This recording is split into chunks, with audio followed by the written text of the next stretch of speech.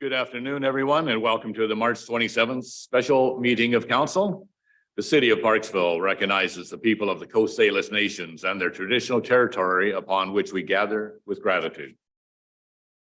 Do I have a mover and a seconder for the recommendation that the March 27th, 2023 special council meeting agenda be approved? Moved by Councillor Gore, seconded by Councillor Wood. Any errors or omissions? Seeing none, all those in favor? Carries. Unanimous. Thank you. And I'm just checking in now. I see Councillor Grenz online, zooming in. Is there Councillor Martin online or not? Okay, that's fine. I can see Councillor Grenz here in case he puts his hand up, so we're good. Ms. Holmes, could you please give us a presentation regarding 2023 to 2027 final financial plan? Presentation of the general fund revenues and expenditures for the draft 2023 to 2027 final financial plan as continued from March 22nd, 2023 special meeting. Ms. Holmes. Great. Good afternoon. There's been another package of the slides distributed. Just a note, if there's 2 additional slides at the end that weren't in last week's package. So that's the only change. Otherwise, it's the same as last week. Councillor Gower asked if we could go back to this slide, which we covered last week with respect to fire rescue minor capital. Did you have a question on that? Councillor Gower, go ahead. Thank you, Mayor. And through our Mayor to Director of Finance. So the question is, I have 2 questions. And the first question is about those parking lots that we will be building adjacent to the fire hall. What is the duration that lot will be used for those parking? And I understand it will be about 30 parking spots that will be created. And my second question is, I guess I'll ask after this is answered, if that's okay. It was a totally separate question. Okay, through the Mayor. So the duration is unknown at this time. It'll depend on what ends up happening with respect to the fire hall renovation, addition, those plans. So once council has given some indication of when that timing might happen, if it might happen, then the parking lots would be used until that was done, because at that point they would be included within the renovation and addition plans of the new fire hall building there. Additions, renovations, like I say, we don't know what that looks like yet, but it would be a part of that facility. Follow up, Councillor Gore. Yeah, go ahead, follow up. Yeah. Thank you, Mayor. It's not a follow-up to the previous, but it's a separate question. Pardon me? It's a separate question. Go ahead. Thank you. This is about the mobile data terminals for computer-aided dispatch, and perhaps the fire chief can educate us on that a little bit. I understand that in the next 4 years, we'll be spending another $55,000 on those. Why they need to be renewed or replaced? What exactly do they do? And is it possible to, if it's not top priority, can it be deferred to next year? Through the Mayor, I'll just give the financial piece on that, and then we'll have the fire chief provide any further context. But typically when we have new equipment like this that's purchased, we try to put in the renewal of those assets. And so the life expectancy of those is expected to be about 5 years. And so that's why it's in again in 5 years' time.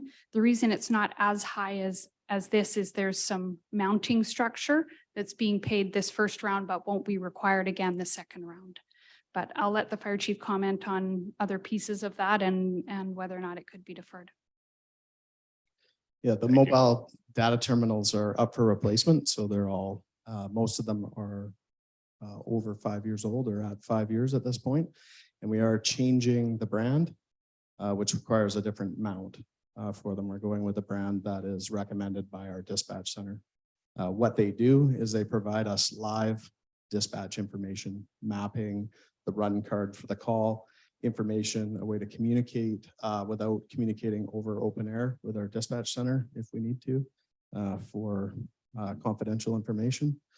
So it's a real-time communication of calls coming in.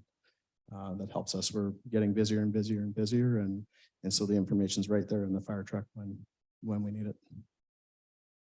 Good. Thank you. Carry on. Any further questions? Councillor Franz. Thank you. Through the mayor to our fire chief, I guess since we're here on this slide here, apologies for missing the last budget meeting there. You might have already touched on it, but I was wondering if you could just tell me for the two houses, the demolition and interim parking lot, what's the overall plan there? And how important is it that it's done in this year versus, I recognize, and this is about half of the minor capital on there. Are you guys crunch for parking lot space for the current members there right now, or what's the overall plan for this parking lot? The interim parking lot was just an idea that staff had in order to alleviate some of the downtown parking. It really has, those sites would be the final parking area for fire department members after the renovation. So it would become basically moving the parking lot over from where it is now, with the building becoming larger and the parking being moved over onto that site. The idea was to offer some temporary spots. However, if we are able to stay on the timeline for 2025 for a hall renovation, then those spots are only available to the public for probably a year and a half or so at the most. So because we would also need room for construction trailers and things like that when we get to renovating. May I follow up? Thank you. Follow up. Okay, so we get some public parking for a year and a half. With the houses that are there right now, are they currently being lived in, or what would the situation be for, what's the current situation with the houses? The current situation is that they're slated for, one is going to be, we're hoping to move one out, sell it to a house mover and have them move it out. And the other one be demolished imminently. Are they currently lived in? Negative. The remediation work is beginning. Council approved an increase to the budget in the amended budget financial plan process in the fall. And that project for demolition is beginning this week. Thank you. Any further questions at this time? Carry on, Ms. Holmes. Great, thank you. So the next department area that we're looking at is community planning and building. And our director in charge of that department is here today if you have any specific questions. But that includes both the planning function as well as our building inspection function are covered within this department. The numbers are changing a little bit. You'll see one has gone down and one has gone up relative to last year. And that's really just a reallocation of staff in those departments and allocating their time and expenses to where they're actually spending their time. So just that's an adjustment this year, but in total hasn't changed very much. The charts that were provided by Director Russell really do show the increases in the last couple of years, really since COVID, that some of the measurables and tracking of metrics in that department show that increase. And we certainly see it in a variety of different ways. Staff has been very busy in this area, of course, with the number of permits and inspections that have been done. The next page also offers, it's a bit of a group chart here, but shows that general increase in a number of those measures and metrics that have been tracked. And those are in your slides. Any questions in that area?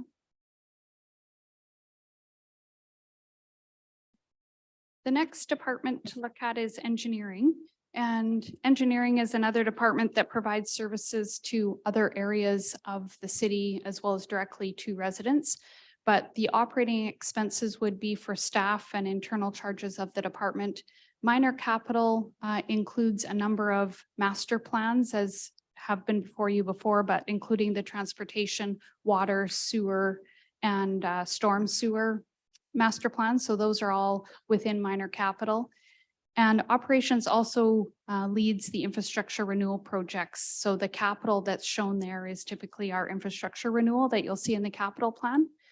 The increase in the operating number is really to correct the staffing that has been allocated to this department. In last year, there was an error in the number of staff that had been allocated. So that's really showing it as it should have been.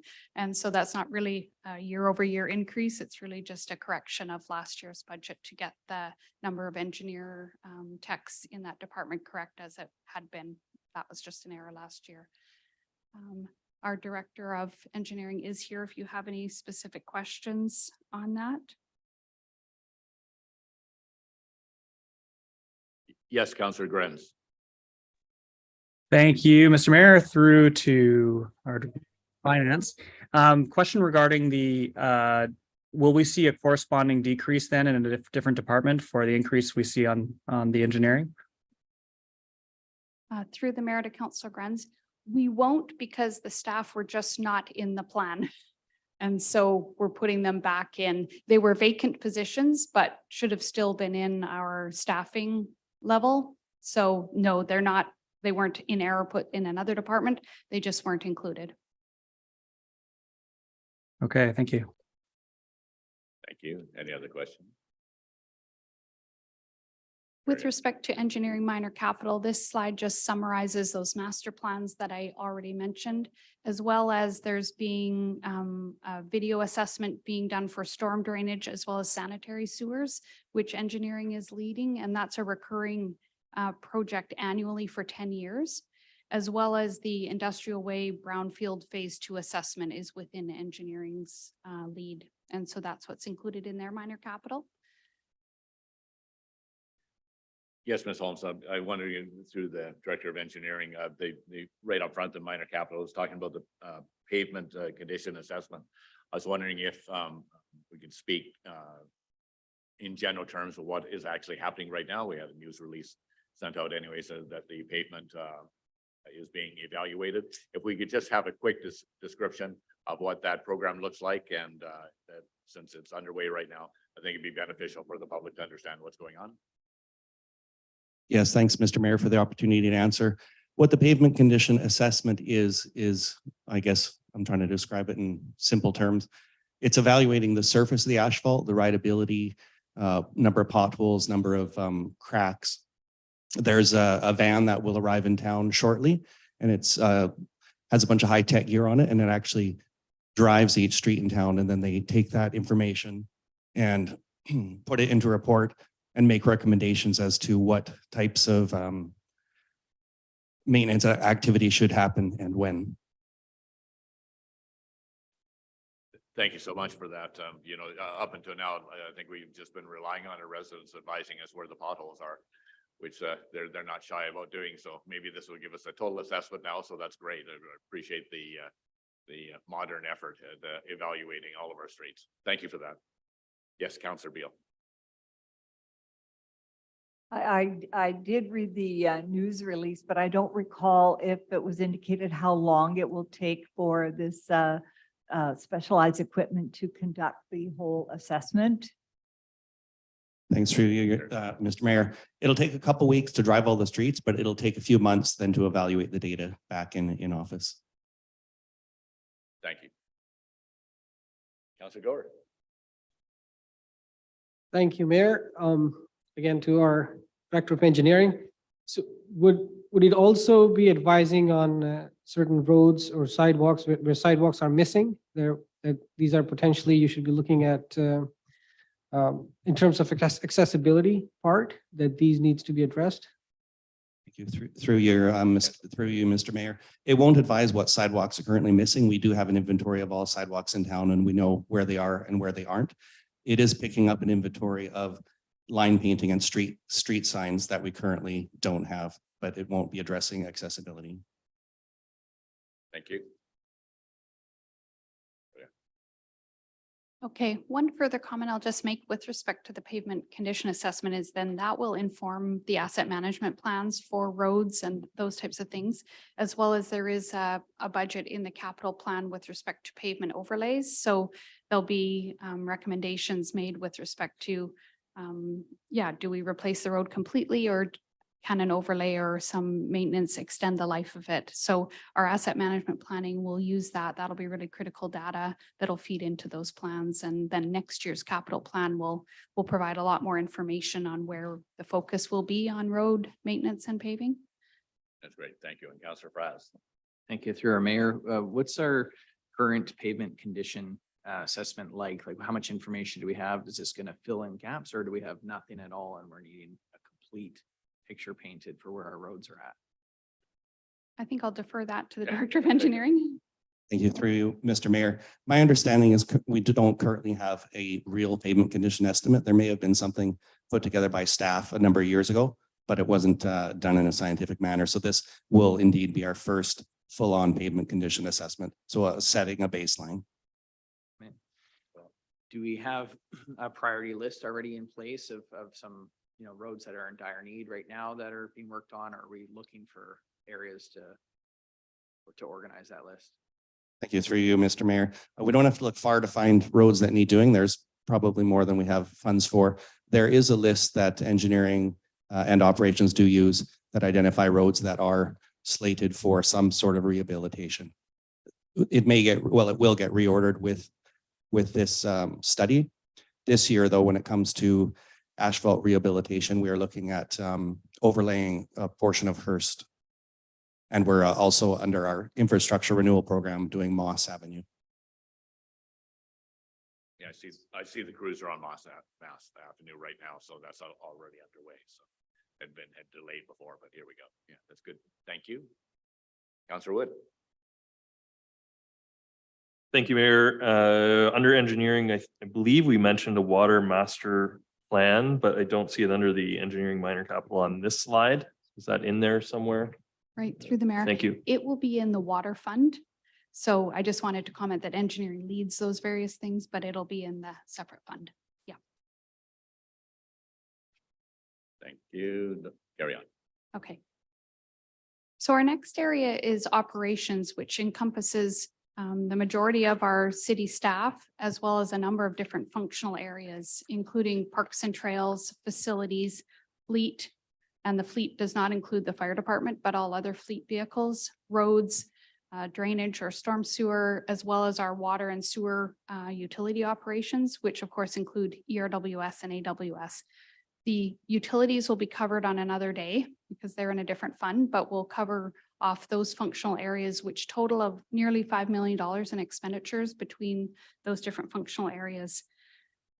What I would comment in this area is you'll note as we go through the different areas is there's been really what I would consider marginal increases in costs, and staff in that area have really looked to where can we move budgets around to deal with the cost increases, some of which are very significant in other areas. And so we'll work through those, but I did want to make that overall comment that I feel like even though there's been significant cost increases, the overall increase in operations has not kind of reflected some of those bottom line changes.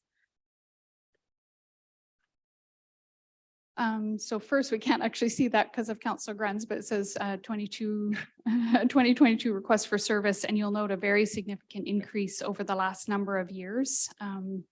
As noted there, 89% increase in 5 years, and just compared to last year, there's been nearly a 400 request increase, which is about 25% just in 1 year. So we're seeing very significant requests in this area, in addition to what we've chatted about before with respect to the impacts from the unhoused population. Really, our operations staff has been working a lot on that as well. So. Yes, Councillor Fraz. Through the mayor, do we have any considerations for ongoing SEPTED in our community? Like when you talk about the unhoused and there, you start to see some areas and trails really being impacted. And I would assume that we would have just been taking care of it as it kind of pops up. We talk about SEPTED always happening, but perhaps, I don't know, we have a budget for it. It definitely needs to be addressed. Yeah, through the mayor. I think it's been, because of COVID and other kind of impacts, I think it's been dealt with one-off as we have kind of seen that increase. There are SEPTED budgets in a couple of different places in 2023. There's a $24,000 kind of contingency amount for SEPTED that might come up that lives in operations that can be spent as things arise. Council has also approved a $20,000 SEPTED assessment for the area around the new theater. And then there's a $20,000 amount as a funding proposal this year, just to overall deal with some of the impacts that we're seeing across the organization.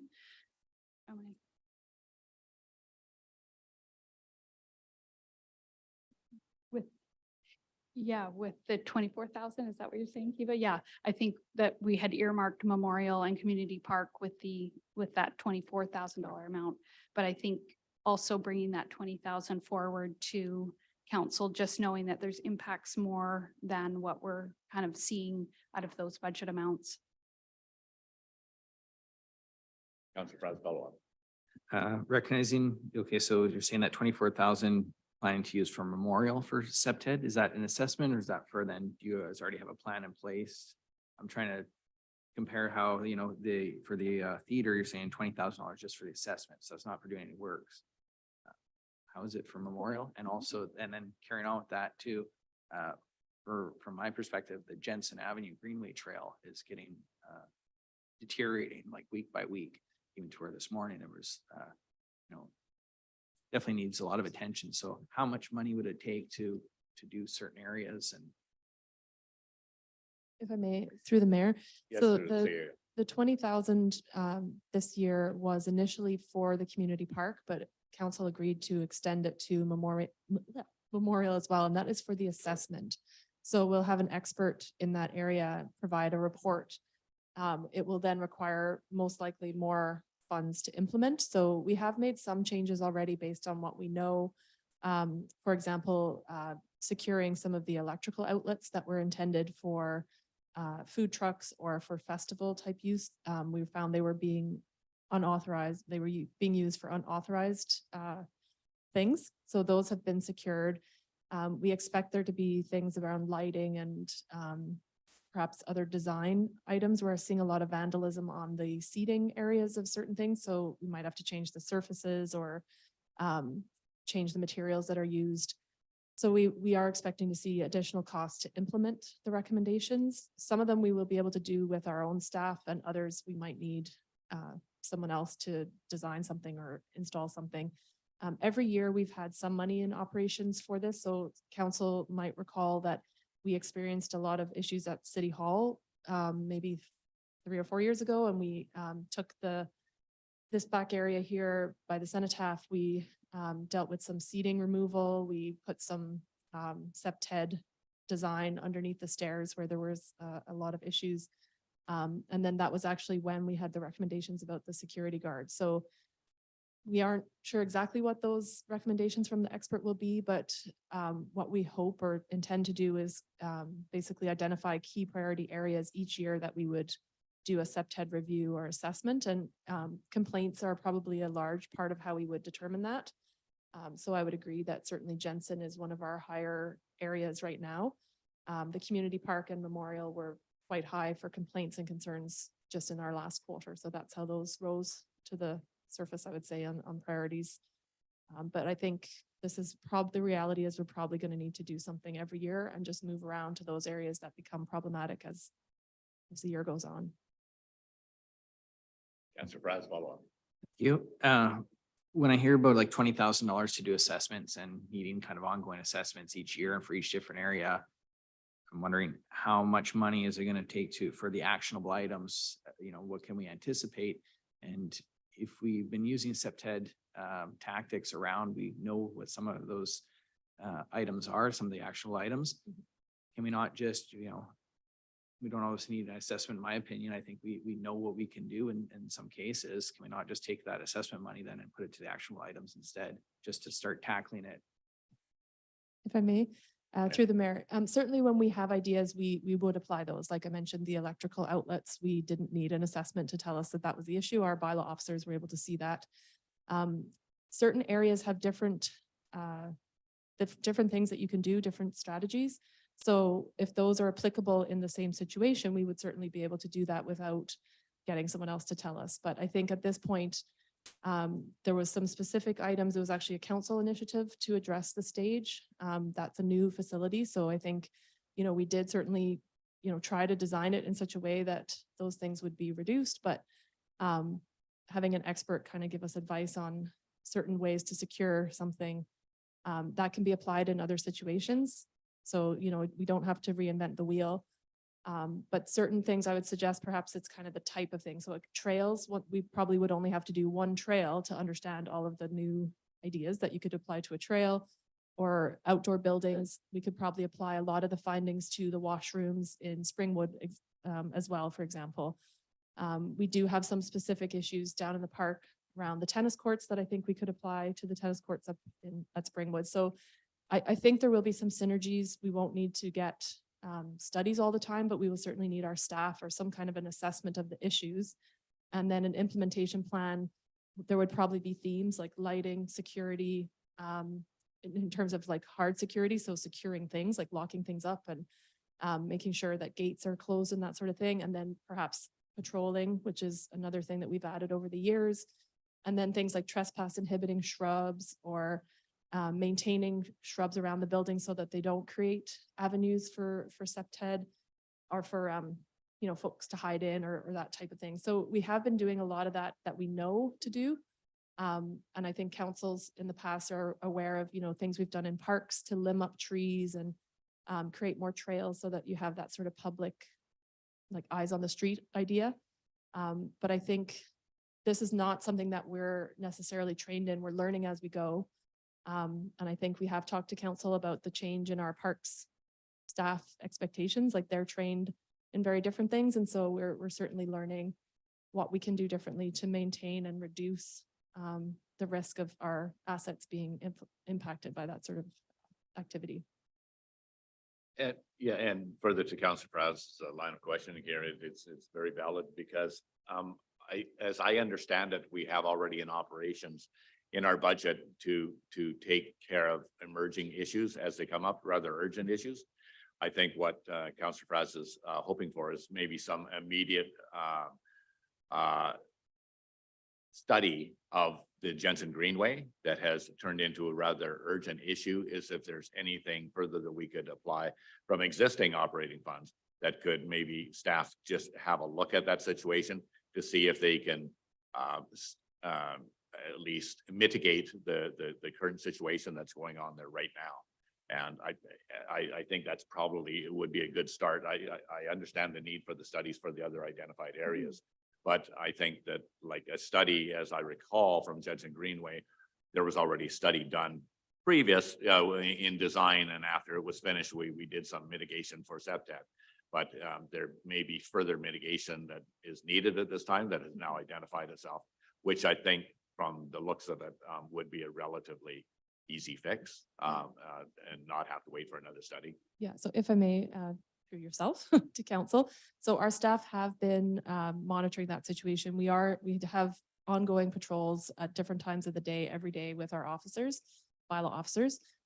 We also had our operations crew out there looking at the vegetation and fencing and lighting and all of those types of things. And we've identified a couple of areas that we believe the vegetation's on private property. So we'll be reaching out to those folks to see if they can, if they're willing to do something with the vegetation. And we have limbed up and cleared a lot of vegetation from the city portion of that area. I think there's probably some lighting items that could be addressed, but those are more of a capital item. But for now, we've increased our patrols. We are working with the RCMP and have identified that area as a priority area for their patrols, given obviously there is capacity limits for them, which I think they've made clear to council. And then essentially just proactively dropping everything and responding when there's items that need to be cleaned. We've been there quite a bit with our own staff, and we also have a specialized contractor who helps when our capacity is at its limit. So certainly aware of the concerns around that area right now. We are getting a lot of calls from the residents. Right. Thank you for that. Pretty good, Councillor Fenn. Okay. Councillor Gore, you had your hand up first. Well, you had your hand up first. Thank you, Mayor. Through the mayor to our Director of Finance, I see that in 2022, you said the requests for services have increased close to 400, by over 400. And you mentioned about the unhoused population being one of the factors. What specifically does the ops department does when it comes to some of those calls from the unhoused population? I mean, cleaning up some of those things, or I know like bylaw is quite closely associated with those calls too. So the total cost to the city could be more than just what's being shown here in terms of the ops department. Yeah, because it kind of breaks down into the roads and drainage and call outs. So I wonder if the call outs are just specifically for cleaning up some of that. Through the mayor, I'll just make a couple comments, but we've got our CAO or our Director of Operations may want to weigh in on this, but those statistics are all calls. So, right, so they may not be specific, those numbers, the responses as a result of unhoused population is within those. We are tracking a number of different metrics, both time and dollars, and just so that we can have an understanding of what the specific costs are on that. I'll defer to the CAO in case she's got other things to add on that. If I may, You're through the mayor. Okay. Yeah, so basically what Jetta is saying is obviously correct, but we've been tracking the calls. So Councillor Gore is right that most of the, not most, but a lot of the calls might have multiple departments involved. So depending on what it is, we might have an engineering resource deployed to take a look at something, and then an operations resource has to come and fix something. Or a bylaw resource might have to go and investigate, and then an engineering or a planning resource might be needed. So that's certainly a very true observation, in that almost all of our things that we do have multiple departments at some point. With respect to the types of calls for the unhoused, those tend to be multiple departments, and sometimes police and fire as well. So over the years, we did track for one period of time, we tracked bylaws, attendance at those events. And then we knew that almost every single one of those events had a follow-up operations attendance, normally to clean up. And so we did have some good metrics from about 3 years ago on how much that was in terms of hours of time. And we've started doing that again. So we would be able to report out to council annually. And those who are on the previous council might remember those emails. And those calls, when we reported out the last time, it was the sensitivity was around sharps. So we recorded when we had to respond to those items. So those are things that we definitely can provide to council, an estimate of our kind of indirect costs, I guess, which are, you know, our staff time. And then we had direct costs at that time because we did have to use a specialized contractor quite often, because we don't have a truck dedicated to that type of cleanup. And we didn't have the time either to be responding on a very regular basis, coming away from normal operations duties, to basically drop everything and go and respond. So we can certainly provide that information on it. Normally what we had done before was report out every year. So we can continue to do that. Councillor Beal. Thank you, Mr. Mayor. And just some thoughts about this as well, referring specifically to the Jensen Greenway, as it's been called. I do hope that over time we don't cut down all the vegetation so that we have to change that from a greenway to something else. But one thing I find encouraging is that the property that will be developed, that's between Thrifties and the pathway. One concern I've had or observation is that with all of that preloading and that huge amount of soil and buildup there, is that it really limited sight lines. And so it's been nice to see that that is now being lowered. And when that construction goes ahead, that will really increase eyes on the area. So I hope that as staff is thinking about that area, we keep that in mind so that we don't have to, you know, maybe there's a bit of short-term pain, but we're going to have long-term gain. So just an observation that it's nice to see that that project seems to be moving ahead. And I think that will improve the the safety and comfort, let's say, go using that trail. Councillor Price. Thank you.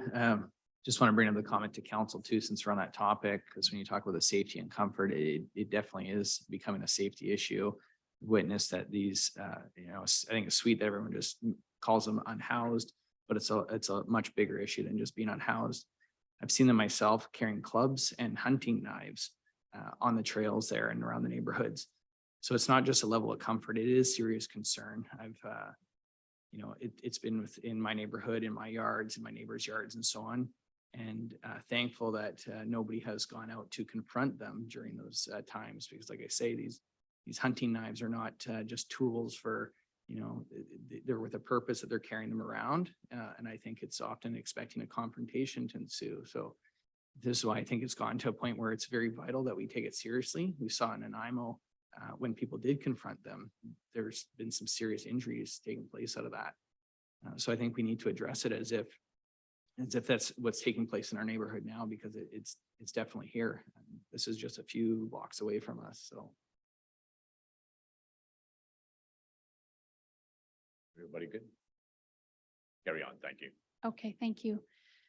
So in our parks and trails area, as our name suggests, parks are very important to our residents, and there's about a 5% increase in operational costs in this area, which includes staff costs as well. The minor capital and capital are a number of different things, and we'll go through those in some detail, but there has been, as you know, a lot of focus on community park and various amenities there within our capital plan, but there's also a resurfacing of the Maple Glen Trail included in here as well. So looking at some of the other trails, and within minor capital, some looking at management plans with respect to our ecologically sensitive areas like the wetlands. Some beautiful pictures of our parks and trails. So in terms of minor capital, some of the things that we're looking at with respect to minor capital include the urban forest strategy, which is a carry forward item from last year, the species at risk trees management program, which is partially carried forward from last year, the noxious weed program, which is $10,000 and is at the end of a 5-year program, but you'll recall that there's a funding request to council with respect to extending that further. And then as we've been discussing, the septet assessment in the community park and memorial, and then the repair and replacement of the Despard Avenue footbridge, which some of you are aware that that's in need of repair. And then as well in this area is a $50,000 playground replacement or upgrade, and it's just an annual funding amount, and the parks and trails staff identify which piece is most urgently in need of repair or replacement. And so that's a kind of standing item, $50,000 per year.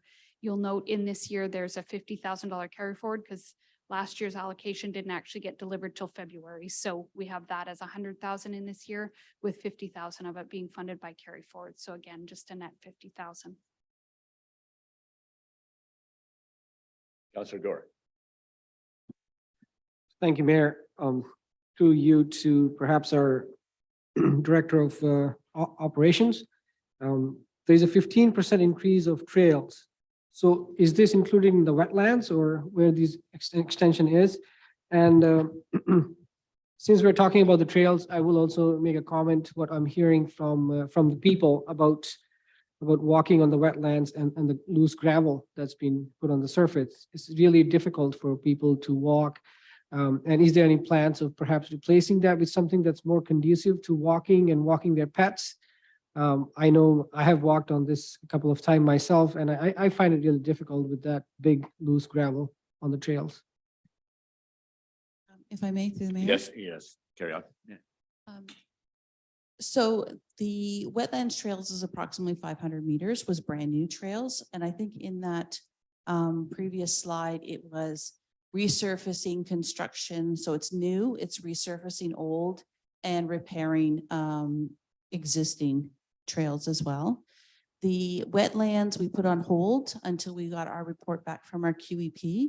We've recently got that back, and we've got our section 11 from the ministries to be able to perform work adjacent to that trail. And so we had halted all work at that point until those were completed. Now that those have been completed, we're getting back to scheduling. So that's sort of a 3/4 of the way completed trail. But once we figure out some of the culverting and water movement, then we will complete the trail very much like the rest of the trail is on the other side, with the limestone capping and the more compression to it. So we will see improvements to that. Carry on. All right, the next area within operations is facilities, and this includes both our facilities like at the yard that are used by our staff, as well as facilities that are used by our public, like the new theater in the community park or the PCC next door, including PCTC. Some of the facilities costs are operating costs are funded partially by others. For example, Beach Fest with the theater manages some of the costs around that. BGC with PCC next door, and as with the PCTC, we've got the school district and BIU that also partially fund some of the costs here. So our facility staff, though, does oversee all of those. So you'll see just a minor increase in our operating costs related to that, even though we do have incremental buildings in 2023, i.e. the outdoor theater for one. The minor capital in this area is, I've got another slide here that I'll just pop over to, but we've got some significant minor capital items here, including the forum upgrades that we've talked about already. The entrance doors here on PCTC, as you know, have been not functioning quite properly, so that's underway, as well as a planned elevator upgrade and some interior painting here at PCTC. In the operations yard, there's some minor renos as well as some structural assessments, which is again consistent with some of our asset management work and looking at facilities, an environmental assessment out at the yard, as well as a space assessment at the Public Works yard. And finally, at the Shelley Road Community Center, a structural assessment there as well, just to have a full understanding of what the needs are of that building as well. So just popping back here, there's also significant capital that is outlined in the capital plan with respect to facilities, but including a lot of those amenities in the community park, like the gathering space and the washrooms and the finishing off of the community or the public, the community park theater. There's just some minor works to be finished there as well. So it's been a significant part of the capital has been all of these new facilities, and with significant grant funding, I'll note on that. Any questions on facilities? Okay. There are some metrics shown in the slides related to building and facilities, so I'll leave those with you to review, but it is very interesting to see some of the changes, some of which are quite significant over the last couple of years. With respect to the public works part of operations, including the fleet and roads and storm sewer, again, just a 4% increase year over year on the operating costs related to those areas. In minor capital, we've got some contingency items that we have each year for this area, including 40,000 of minor road construction, 40,000 for sidewalk and accessibility improvements, and 40,000 for works adjacent to construction. And those amounts are there, and each year staff assess whether they're needed. If they're not needed or spent in a year, what we do is carry those funds forward so that we don't tax for that contingency every year. So you'll note in the capital plan and minor capital plans where we have contingency amounts like this that are spent if the need arises, we just carry those funds forward, and you'll see that in the plan. The other item that is in the minor capital this year is a major crack sealing and patching program of 150,000. So that's a one-off program in 2023.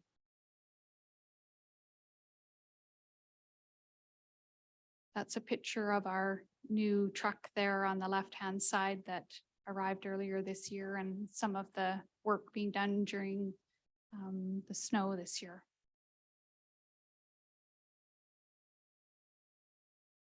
Okay, on to solid waste.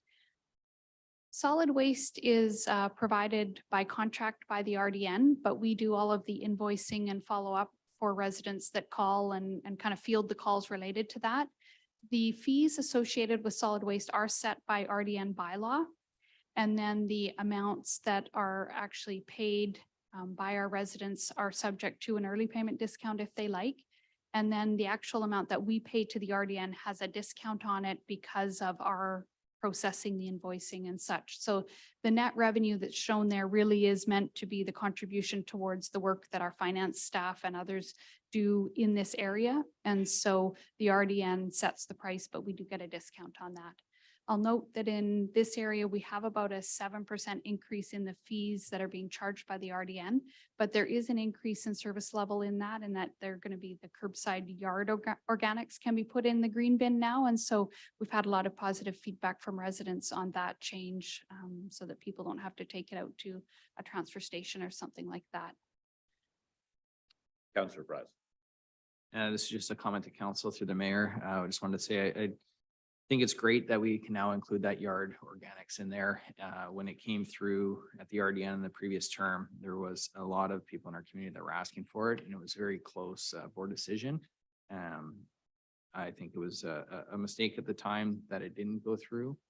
But so I'm really pleased to see that it is there now. And I think people will be okay with the, little added cost for a big increase of the service to what they're getting out of that. So just wanted to pass along that comment there. I will back up that comment by Councillor Price as well. I understand that it's actually been a benefit as well to the organic waste collection as well by getting some woody debris in with their composting, because the composting that they were getting just from the green bin alone was too wet. And so by adding the woody debris into it in the composting, it's actually made a better composting product at the end result. So by providing a better service for our residents, is also provided a better composting product at the end of it. So it's really a win-win. And I know from the comments I got back, part of it, of course, sent out a news release on it.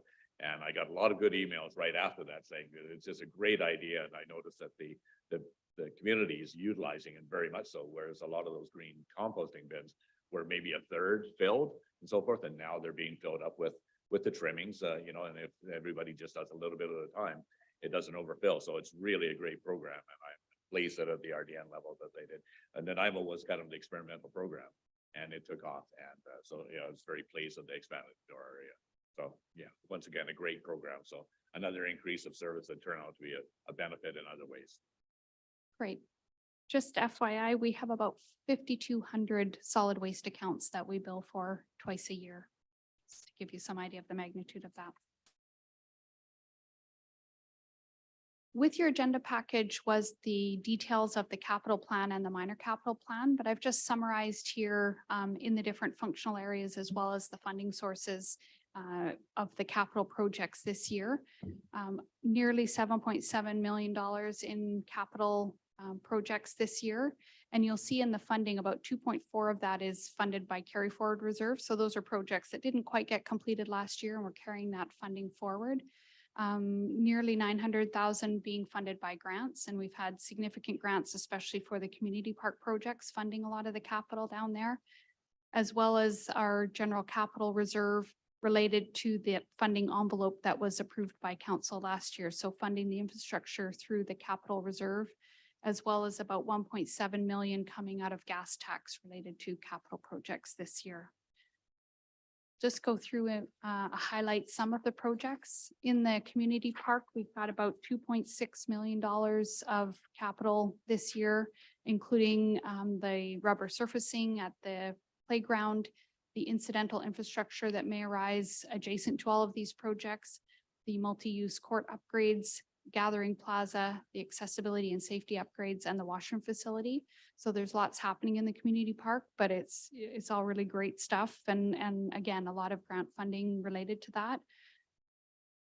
Just for your information, over the last 2 years, in addition to this, we spent about $2.2 million in capital funds in the community park. So there's been a lot of great amenities added there. And again, most of that via grants. So we've had about 3 different grant funding associations, agencies that have provided grant funds, and it's been very significant. Councillor Gord. Thank you, Mayor. And through Mayor to our Director of Finance, if we can go back to the previous slide, please. What is in the other? What includes in the other, the 106,000? And I understand part of the money from the water fund is being used for the gathering, for the community park project.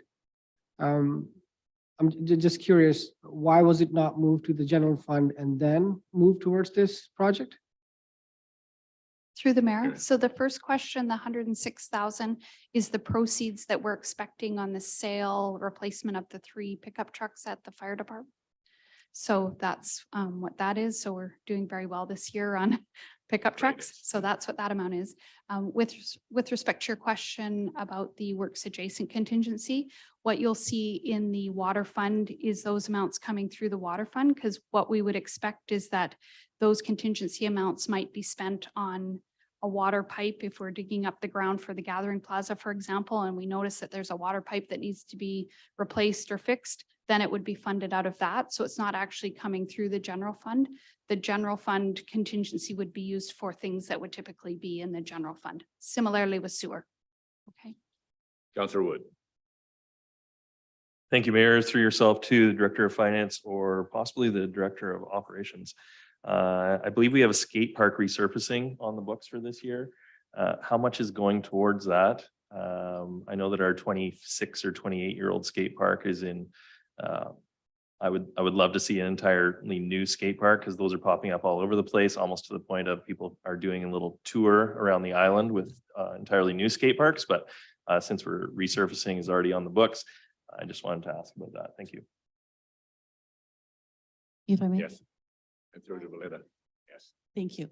So the resurfacing of the skateboard is just for remedial repairs. So it's just to fix the cracking, the pitting, and those sorts of things. So it's a small portion of our overall budget.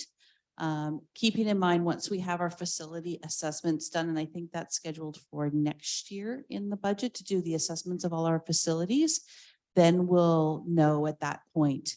We are all expecting in the operations world that it'll be a replacement. Now, whether it's there or somewhere else or something different, that would be up to council. But once we get the assessment completed, we'll bring a report back to council and give you some options of different ideas of what we're thinking for that potential. I'll just add to that. I think that the amount is included within safety upgrades because that was what it That's was right. considered. Thank you. Okay, in the fire department capital, we have the replacement of the 3 pickup trucks. And if you'll recall, that was a carry forward from the prior year. We were able to do purchasing through the canoe group purchase program that we're a part of now. And that's allowed us to gain some efficiencies with respect to our procurement. And so that amount is a carry forward.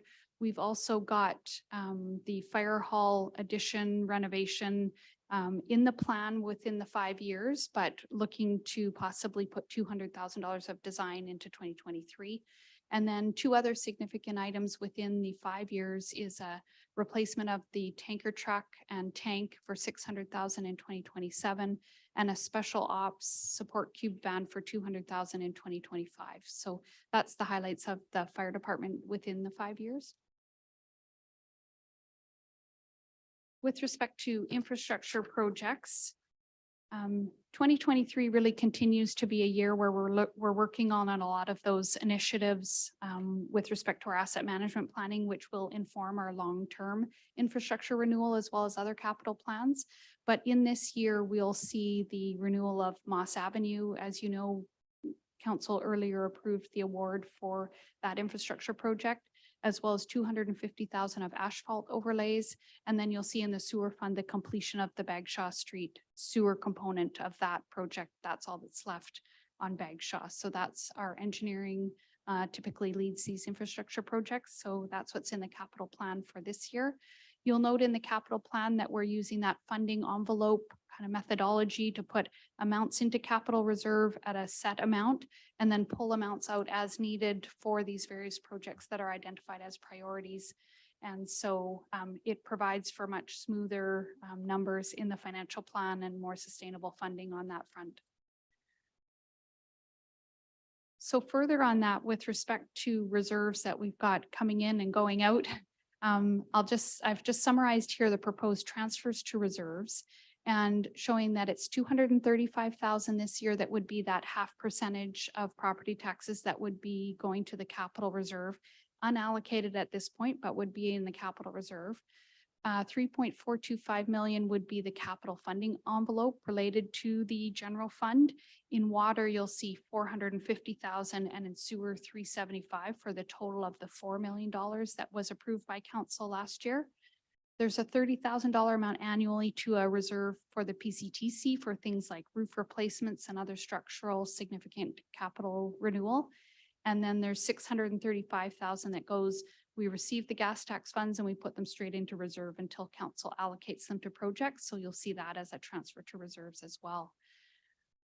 I referenced this chart earlier, probably last week, and that is, you can see how quickly those funds accumulate when we add on the 0.5% every year rather than just a set amount every year, and that you see that kind of exponential increase, and it happens quite quickly. So as council's pondering changes to reserve contributions, I encourage you to keep that in mind, that the more we can kind of incrementally add to that, it does add up quite quickly as we look forward at our asset management plans and funding those in the long term.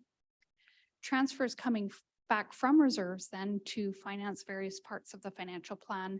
We've got about 2.15 million of capital reserves related to asset purchases, 3.5 million in carry forward funds this year. And typically that number would not be as high as they are, but we continue to see supply chain delays and things like that, still pandemic kind of impacts. So we would hope in the future that that wouldn't be quite as high, but that is largely for projects that started last year and we're completing this year. We're pulling out 171,000 out of the future expenditures reserve, which was a bequeath to the city of 171,000, and that was previously approved by council. 415,000 is coming out of our COVID restart grant. And again, that's going towards salaries, some minor capital. The forum upgrade of 100,000 is COVID funds. So that would be the funding coming from there. And about 2 million in gas tax funds related to various projects this year. So those are amounts that are coming back out. What I would point out to you is the difference between amounts going into reserves, the capital reserve specifically, and amounts that are coming back out. We're leaving about 1.5 million in reserve. So that gives you some idea that we're actually making some ground on that, and that's a very positive move.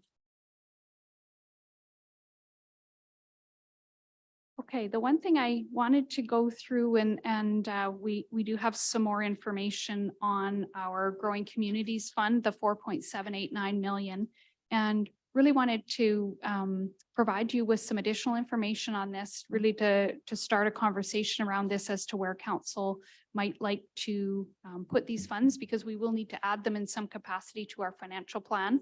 And so we'll be looking for direction from council as we move through this process. So the most important thing to know is that it is mostly capital that is allowed by this funding. And so whether that's capital infrastructure or amenities, but not ongoing or operational activities. The projects are supposed to be incremental to current plans. And so a project that's underway couldn't necessarily be funded with these funding. It should be a new project that will be accelerated by having these funds. Any unspent amounts are to be put in a segregated reserve that is interest bearing until the amounts are spent. And the project or the province is indicating they would like these funds spent within 5 years. So what we would typically see is that within our current 5-year plan, the amounts would be expended. There's not a whole lot of reporting required with this. It's quite similar to our COVID restart grant in that we add a statement to our financial statements that shows here's the balance we had at the beginning of the year, here's the interest, here's how it was spent, this is what's remaining. And so they would see that when they see our financial statements. However, they are asking municipalities to highlight projects that align with their priorities, i.e. the Clean BC, the environmental, social, and governance frameworks related to capital projects. So I don't think they're saying you have to spend it on that, but they're asking you to highlight it if you do. As with most grants coming from the province, there needs to be public recognition of funding related to the project. So whatever we do end up spending those funds are, communication staff would assist us with appropriate signage, et cetera, on that.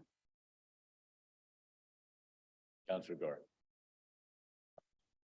Thank you, Mayor.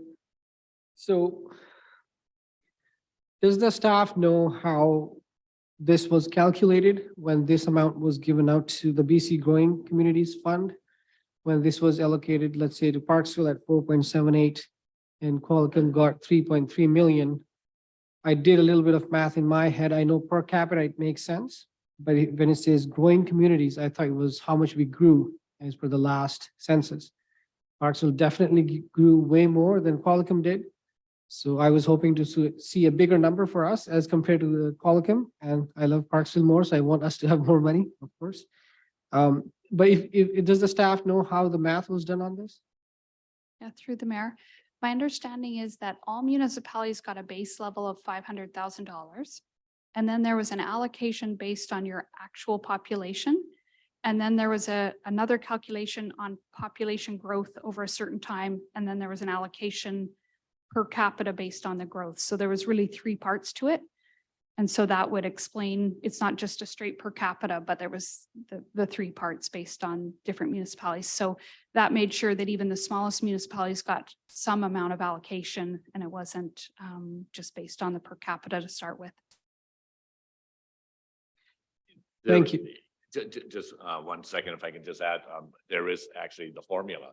It's rather complex. It was, as Jenna mentioned, but there is a formula actually on if you look up the BC Community Growing Communities Fund, it's actually online right now. And I was quite interested in that very complex process that they went through. So you can, yeah, that is available online.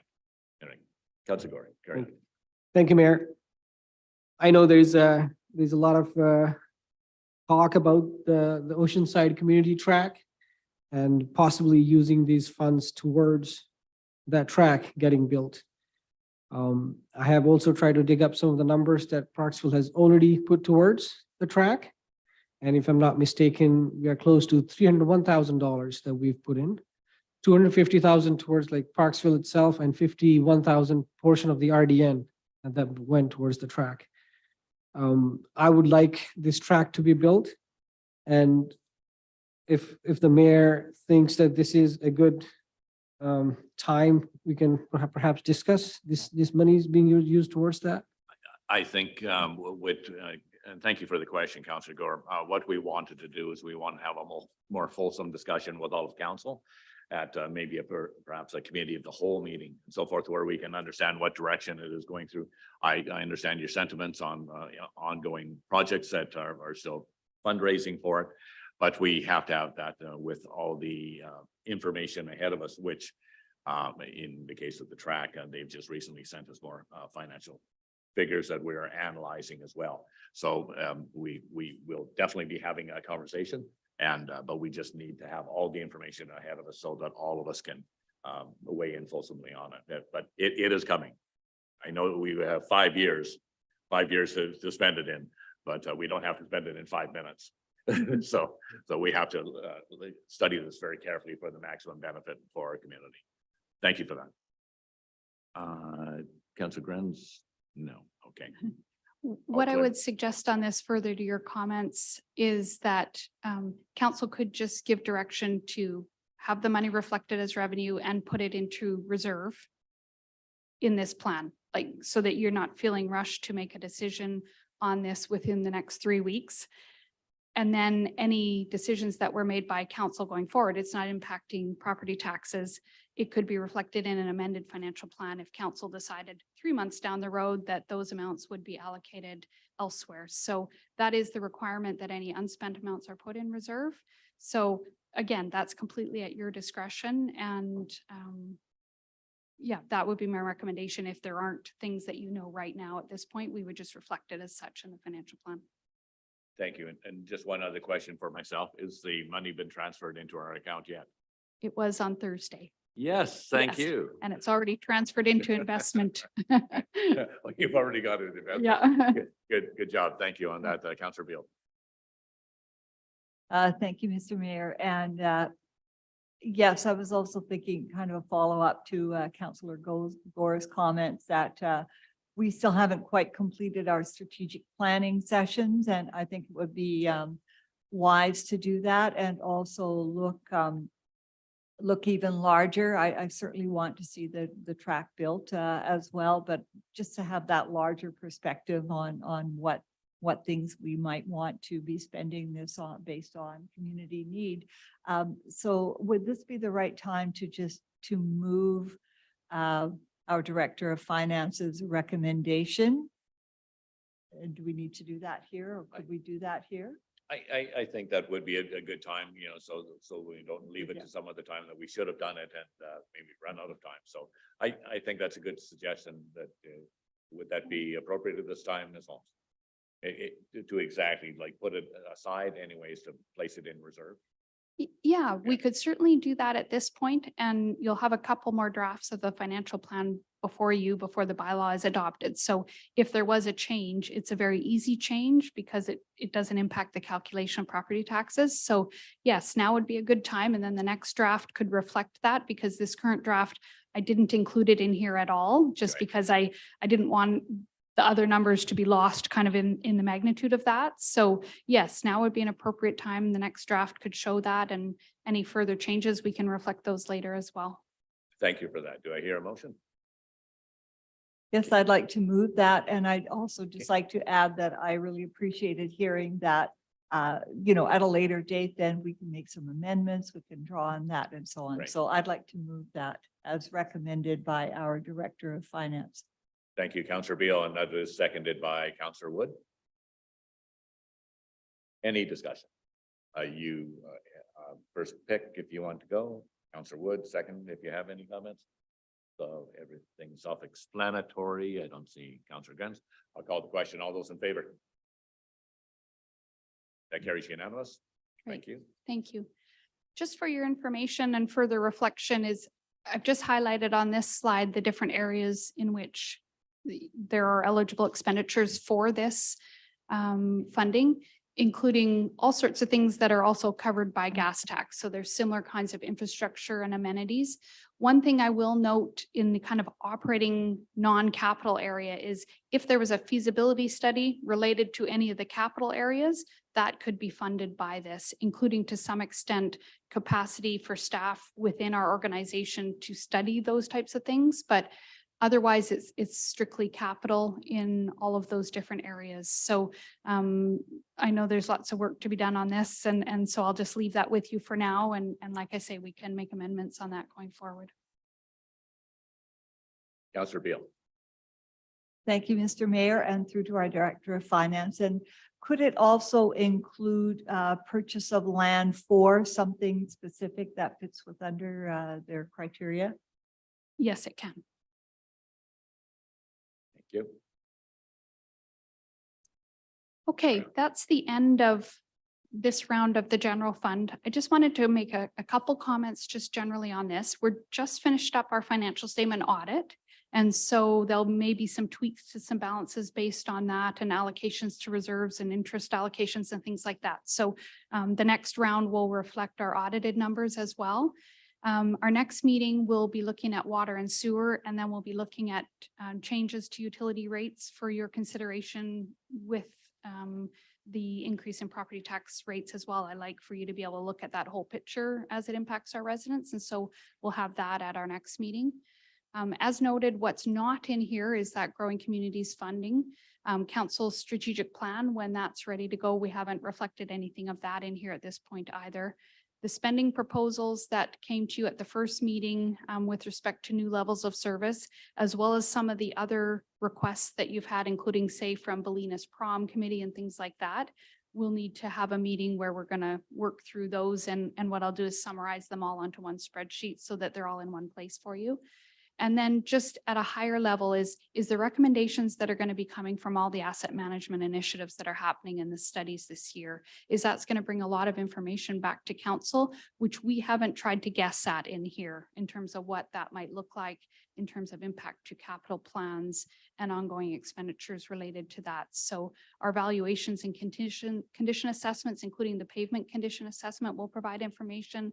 The operations yard, environmental and space assessments will provide information, as well as just coming up with the asset management plans. So keeping that in mind when you're looking at various funding initiatives, and some of the reserve contributions maybe aren't needed this year, but looking long-term, we certainly know that we will need those in renewing our infrastructure in the city. So at this point, we're doing all the work this year, and that'll be bringing you back a lot of information this fall and early next year related to that. Thank you, Councillor Fraz. Thank you, through the mayor to staff. Go to a few there.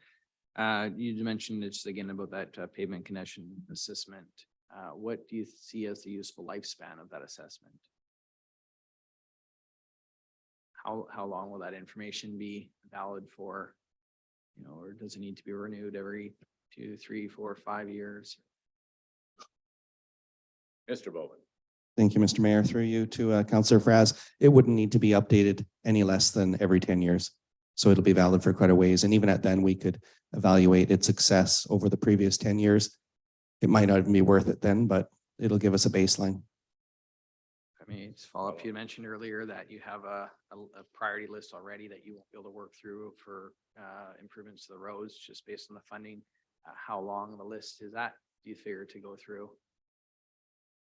That list includes every road in town, so it's everything prioritized.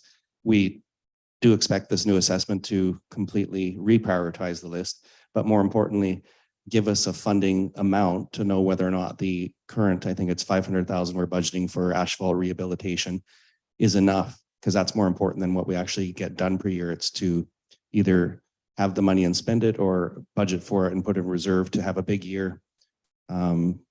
But that's more important than actually work, like which roads in which order. It's the funding level. That makes sense. Does, yeah. I guess part of my concern though too is that we're identifying projects and putting money aside for things that we may not even be able to complete. You know, like based on the workload perhaps, and you know, and so my concern would be that we identify and get all these ideas in place, but then if we can't actually get to it, you know, then are we gonna have to reprioritize? Are we gonna have to keep carrying forward money? I'd like us to see us be able to identify what we can reasonably get done and fund that, and then just work on that one step at a time. Thank you, through you, Mr. Mayor. And that is the intent, and that's how we came up with the initial $4 million funding envelope. That seemed to be what we could accomplish as a department. That number may go up as a result of these assessments that are done in 2023, but we're also, our staffing level is like, we really haven't had many staff. So ideally with more staff or filling the positions that are vacant, we get the capacity to actually do work, because it takes staff to spend money. Thank you. And thank you for the summary, Jenna.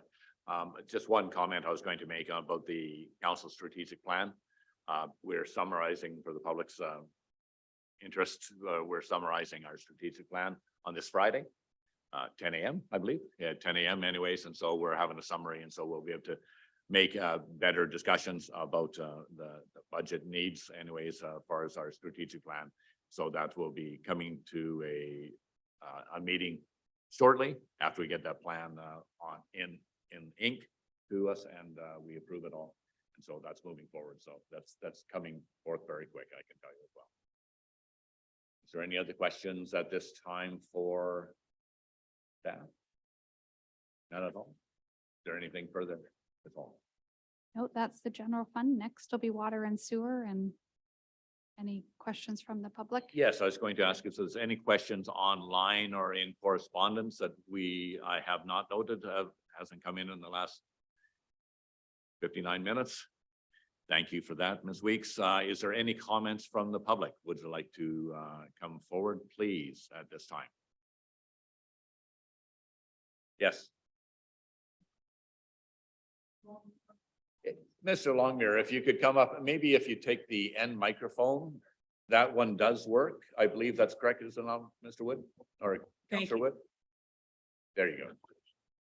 Thank you very much, and thank you for hearing me as well at this point. I'm speaking on behalf of the Oceanside Community Track Society and the Oceanside Community Track. thank you very much for raising the issue and thank you for your comments as well. I just want to, I think, reiterate the fact that although I understand and appreciate the necessity for council to look at everything and how to spend and allocate the resources, just a reminder that this is the first time in 18 years that we've had 4 funding bodies, the town of Qualicum, city of Parksville, RDN, and school district, all aligned with wanting something to happen at this track. It's been a very long process, and anything that you can do to find resources for it would be greatly appreciated. Thank you.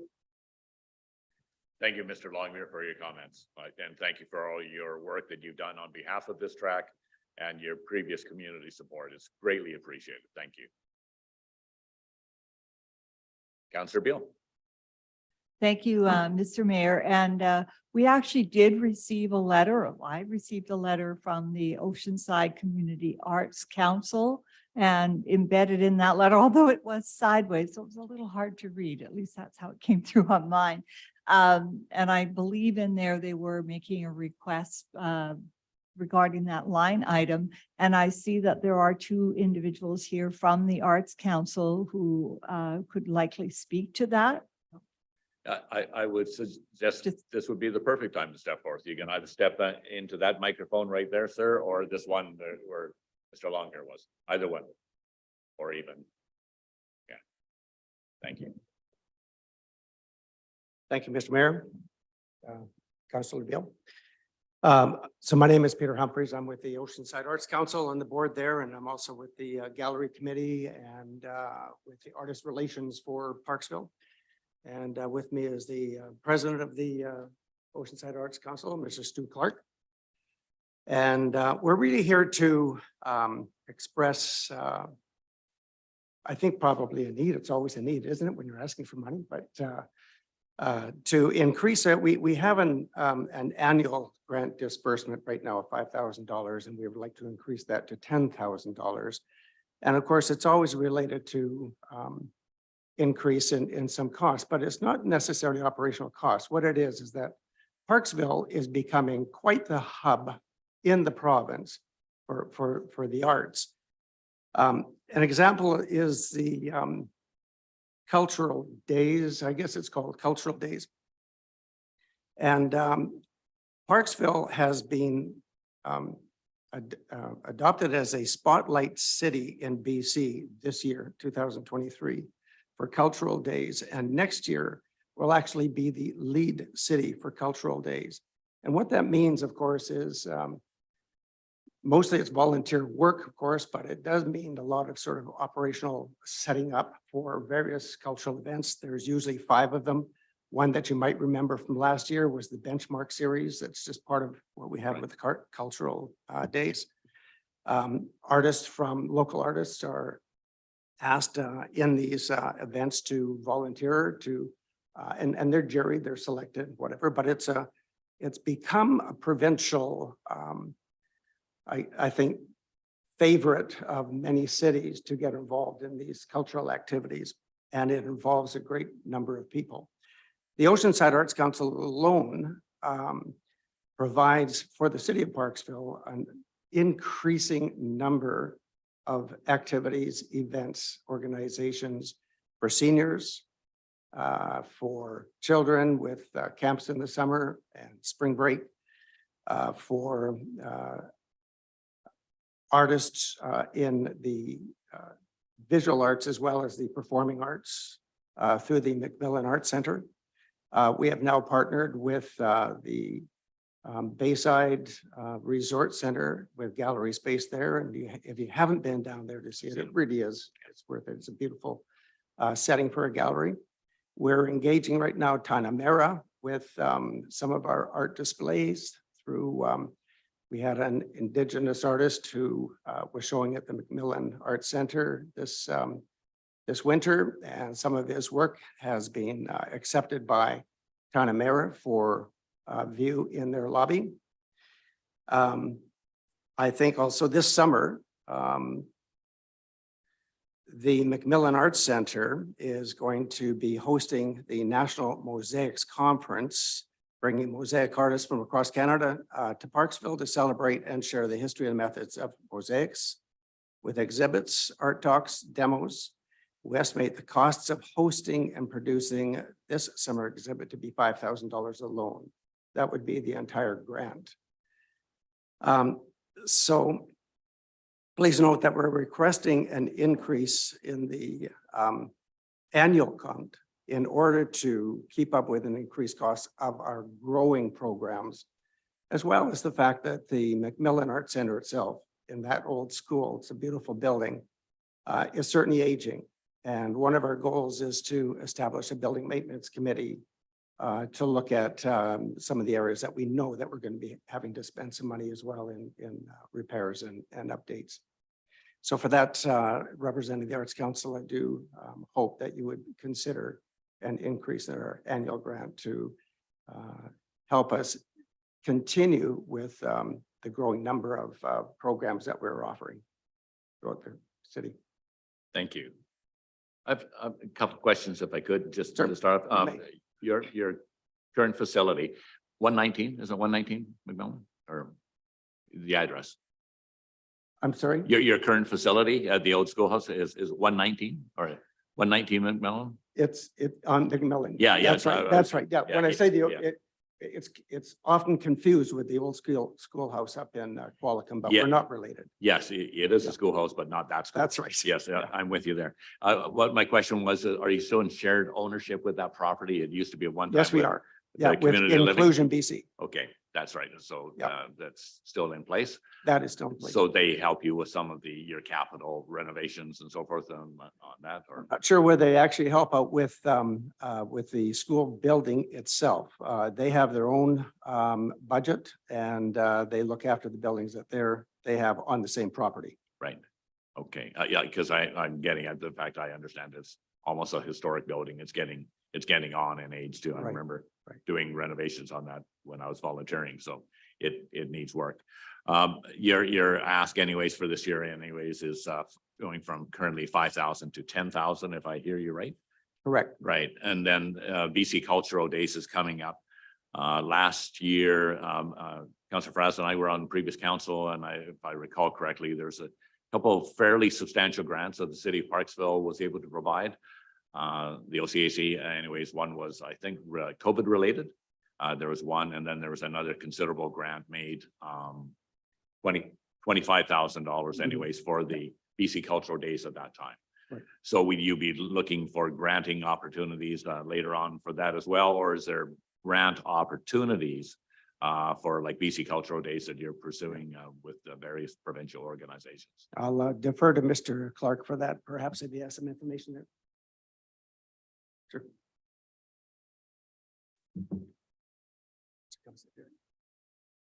Okay.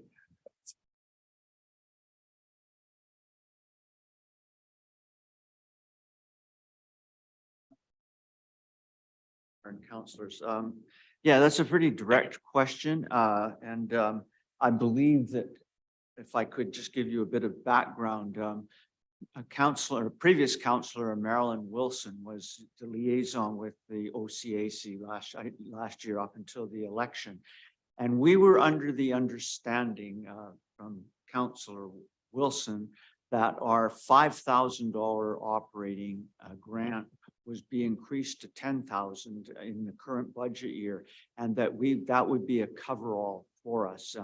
And so whatever happened, I guess, with the election and the changes, it remained at 5,000, and we only realized that. So that's why we're coming back looking for the 10,000, and I believe that would be all inclusive with respect to cultural days. We have Parksville, the city of Parksville is our second major funder. The biggest, our biggest supporter for core funding is the BC Arts Council. And we also have in an additional request to them that with respect to culture days. So after you, it's the regional district, and it's a smaller amount. It's usually around $2,500. So you're pretty key to our operations. And as Peter has pointed out, I think, and I would just emphasize, I know that there's not much question about the value of arts and culture to a community. But I think we believe, and we're trying to emphasize, it's also an economic driver. Tourists come here, they come for the beach, they come for recreation, and they find that there's also a lot of art. And especially now with our new gallery at the Bayside Resort, it has increased, our revenues for our artists more than ourselves. We take a small portion. And the Macmillan Arts Center has become also the booking agent for the beach festival, the theater, and all the activities that takes place in the summer. So that is another source we're hoping will increase our operating revenues without asking for grants. Thank you for that. And so if I heard correctly, if the amount is raised from 5,000 to 10,000 on an annual basis, so you didn't have to come out and make an ask each time, that would be in lieu of asking for separate funding assistance for BC Cultural Days on the city parcel. That's great. Thank you very much for clarifying that. That makes it easier for us to total what our possible expenditures are going to be for all the years. So that's very helpful for us to making that decision. Thank you for you. Anybody else have questions for the guests? Councillor Bill. Councillor Bill. Councillor Bill. I'm still chairing, so. The truth. Yeah. I was scratching my nose, so. What is that? I'm just thinking, having a pretty good understanding of how the Arts Council works and so on. I'm going to guess that going forward, there still might be some need for some additional requests down the road, but it is gratifying to hear that there wouldn't be in the foreseeable future, let's say, for projects that are coming up.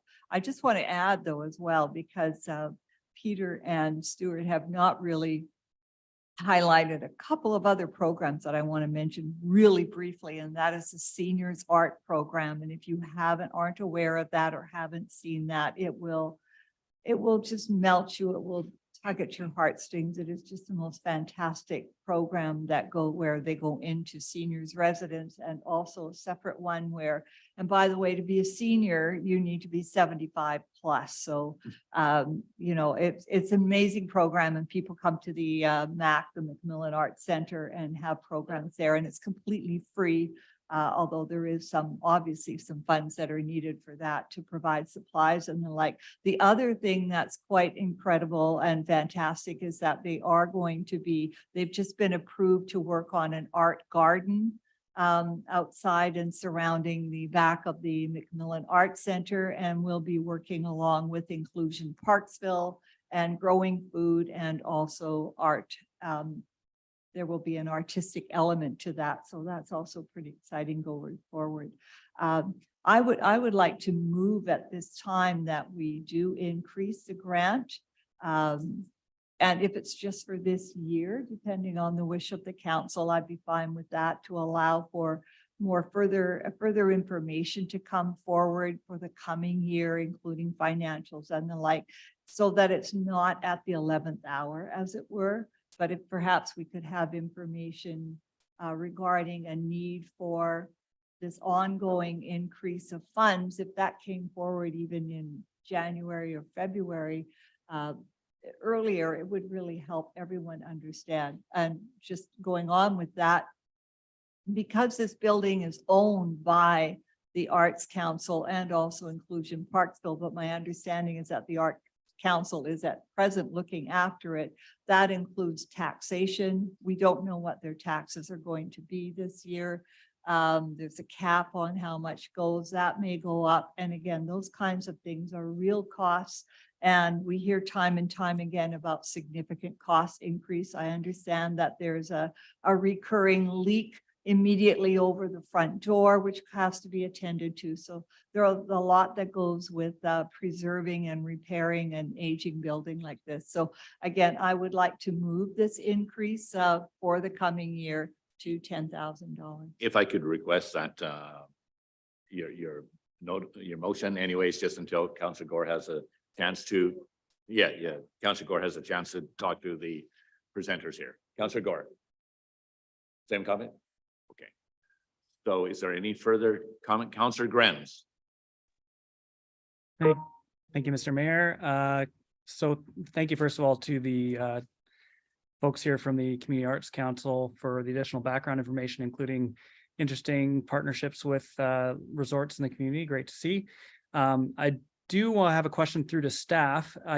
If I'm not mistaken, we already did increase the grant by $2,500 at our previous budget meeting for the Arts Council. Am I mistaken on that? Am I reading my notes incorrectly on that? But I do believe we have increased it now to $7,500 already. If I may, Mr. Mayor? Yes, yeah, I'm directing your question, Councillor Grants, to CAO Taylor. Thank you. Through you, I believe that's for Beach Fest. So Beach Fest is 5,000 and we increased, the discussion that last meeting was to increase that to 7,500 this year. That, yes, and could you hear that okay, Councillor Grants? Yeah, the 2,500 was Beach Fest was their request for budget increase from 5,000 and it went to 7,500. So that might have been the 2,500 you're referring to? Yeah, my notes may be incorrect. I have additional 5,000 to Canada Day, additional 5,000 grants and aid program, plus an additional 2,500, but I may have written my notes down incorrectly on that then. Thank you for that clarification. Yes, thank you. So that would mean that there has not been another increase asked before this time. If I Thank may, you. Mr. Mayor. And CAO Taylor. So the gentleman is correct that Councillor Wilson in the previous council had actually put this on as a notice of motion in July of 2022, and she withdrew it that day. So that may be where some of the confusion is coming from. Her motion at the time, if I recall, was to increase it to $10,000, but defer that to budget deliberations in the fall. And so she decided for whatever reason in July to withdraw it from the agenda. And I believe her intent was for it just to come back to the budget deliberations as it is right now. Thank you for that, Taylor. Any other further questions for the delegation while they're here? I think there may be a motion coming on the floor. Seeing no further questions, Councillor Beal, is there any motions you might have in mind? Thank you very much, Mr. Mayor. It's funny you should ask. Yes, I'd like to move that the grant for the Oceanside Community Arts Council be increased to $10,000 for this year. Thank you. Is there a seconder? That is seconded by Councillor Gore. Any further discussion you'd like to have since you're the mover and the seconder? Any further questions? Okay, any further questions from any other council members? I'll call the question. All those in favor? Opposed? All those in favor, except for Councillor Fraz is opposed. Thank you.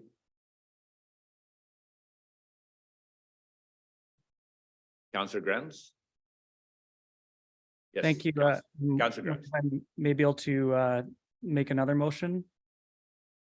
Is it regarding the Art Council or something else, Councillor Grens? It's regarding something else. Okay, then I will let the current delegation leave, if you may. Thank you. You don't have to leave. You don't have to leave. You can just step back from the microphone. You're welcome to stay. Thank you, But, Mr. Mayor. Thank you, councillors. Yeah, thank you for your time and your commitment to our community. Thank you. Councillor Grens. Thank you, Mr. Mayor. And during our last budget meeting, we discussed the security camera rebate, which is currently budgeted at $5,000 for 2023. According to staff, the uptake on that has been dwindling. And so I would like to move that we reduce that budget to $2,500 in order to offset some of the additional funds we've been adding to the budget in the last two meetings.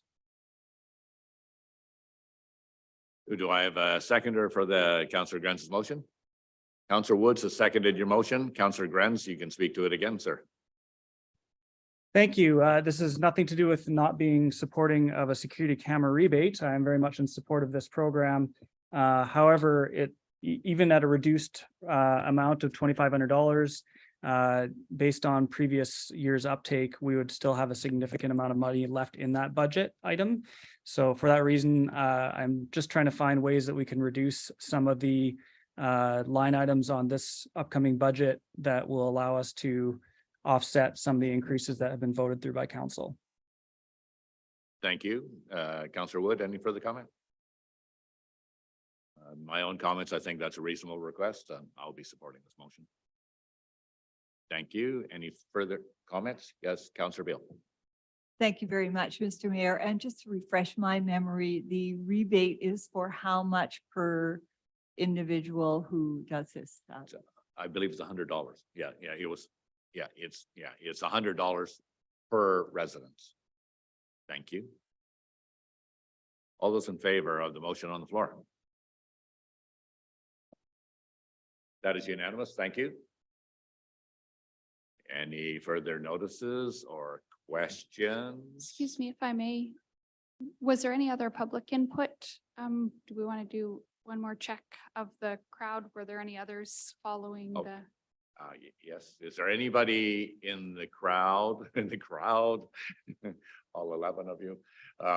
Is there anybody else that has further comments or questions before we adjourn our budget meeting at this time?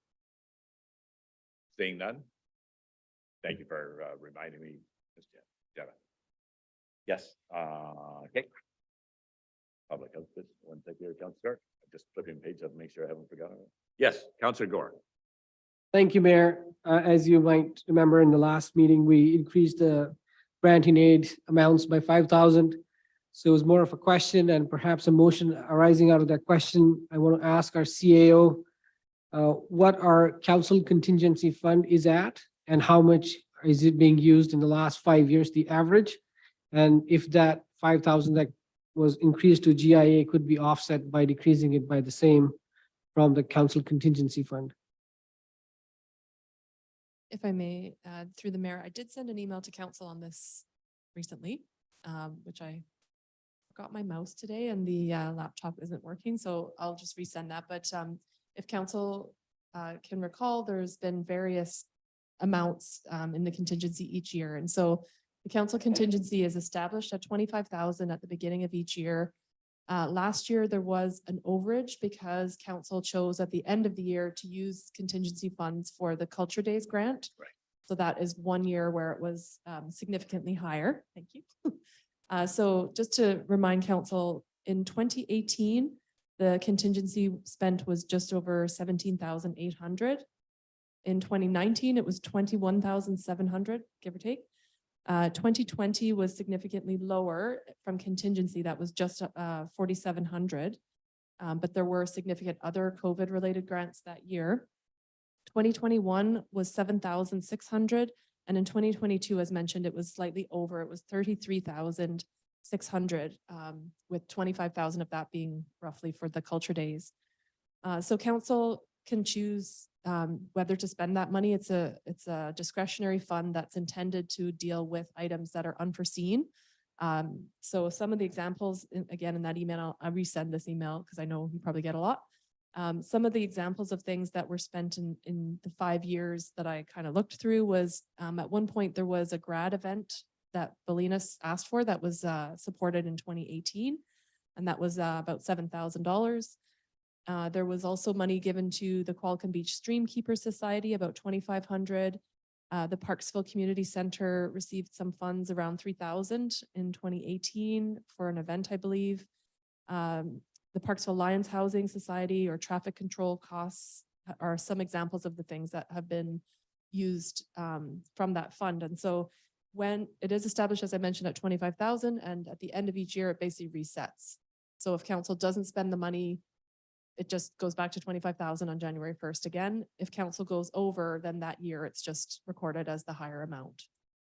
So at the moment, I know we have $15,000 that was carried over from last year for the workforce housing project that is going to be on city property, hopefully. And that's to cover Parksville Lions application fees. I don't think we have many other items allocated already from contingency. Jetta, can you think of anything? Yeah. Oh, thank you. $7,500 has been allocated for the celebration event for Phil St. Luke. I don't think we have. So that's just about all of it spent already, right? Well, I Like think the 15 plus the 7,500. I think the 15,000 we covered, it was addition though. We carried it over, right? No, because council already overspent last Okay. year, like when the funds weren't spent, we would have carried it over, but because it was already spent. Yeah. That's not to say it couldn't be funded from other areas, but right now those allocations are both in place Right. out of the 25,000. Thanks, Jetta. Yeah, I wasn't sure how we did that. So that's kind of where it's at right now. Yes, and thank you for those details. The 25,000 has been quite an effective number that have enabled council of the day anyways to help out like we had in BC Culture Days anyways last time because of the communication issue. And so it was jumping in at the last minute. So it was very helpful to have that to it. As to say, if you don't spend it, you don't use it. So I'm very much in favor of that amount remaining in contingency, but carry on. Thank you. Great. Is there any other special business to be brought up today? Do I have a mover and a seconder for the recommendation pursuant to section 91.c of the community charter? Council proceed to a closed meeting to consider items relating to labor relations or other employee relations. I have a mover for that. Councillor Wood. Councillor Gore, seconded. All those in favor? Carried unanimous. Thank you all, and thank you for those in attendance.